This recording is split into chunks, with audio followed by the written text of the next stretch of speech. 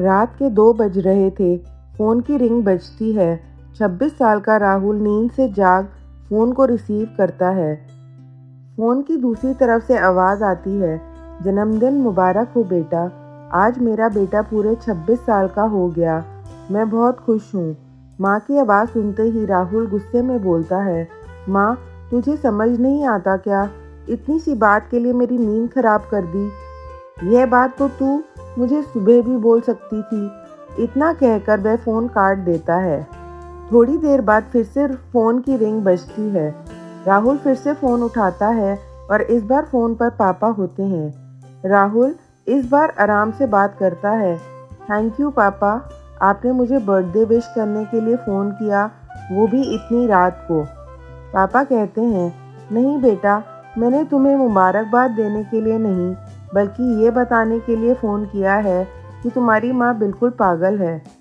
वो इतनी पागल है कि पिछले 1 महीने से मुझे हर दिन तेरा बर्थडे याद दिलाते आ रही है। वो इतनी पागल है कि तू हमसे सैकड़ों किलोमीटर दूर है, फिर भी उसने यहाँ पर खुद अपने हाथों से तेरे लिए केक बनाया है।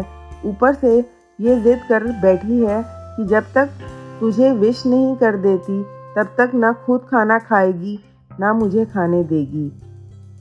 राहुल सब ध्यान से सुन रहा था और उसे ये महसूस भी हो रहा था कि उसने अपनी माँ को फॉर ग्रांटेड ले लिया था।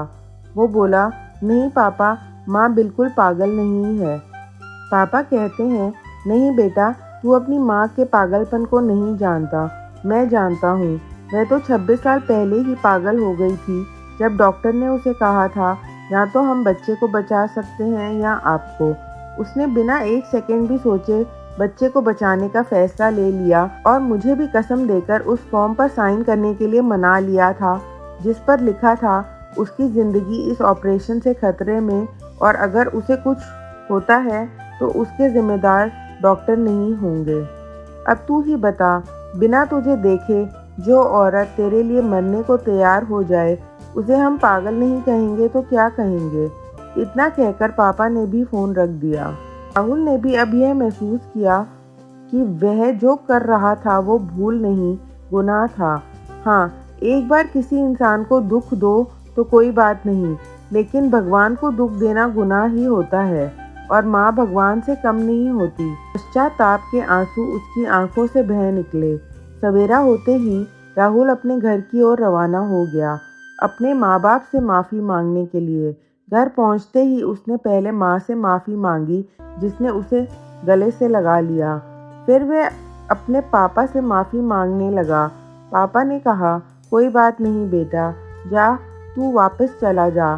तेरी माँ हमेशा कहती थी कि तू उसे बुढ़ापे में संभालेगा, लेकिन मैं उसे समझा दूंगा। जैसे आज तक मैं उसे संभालता आया हूँ, वैसे ही आगे भी मैं उसका ख्याल रखूँगा। उसे भी यह समझ लेना चाहिए, जो बेटा उसके एक फ़ोन करने से परेशान हो जाए, वह उसे उम्र भर क्या संभालेगा। बाप की ऐसी कड़वी बातें सुन राहुल की आंखें बहने लगीं। वो सर झुकाए अपने बाप के सामने चुपचाप खड़ा रहा। अपने बेटे को परेशान देख माँ आगे आती है और पापा को कहती है, जाने दीजिए, माफ़ कर दीजिए, हमारा ही बेटा है। माँ की ममता का मोल ना कोई लगा पाया था, ना कोई लगा पाएगा। 9 महीने की पीड़ा सहन करके हमें नई ज़िंदगी, नई दुनिया में लाने वाले माँ ही हमारी हर गलती को माफ़ कर सकती है।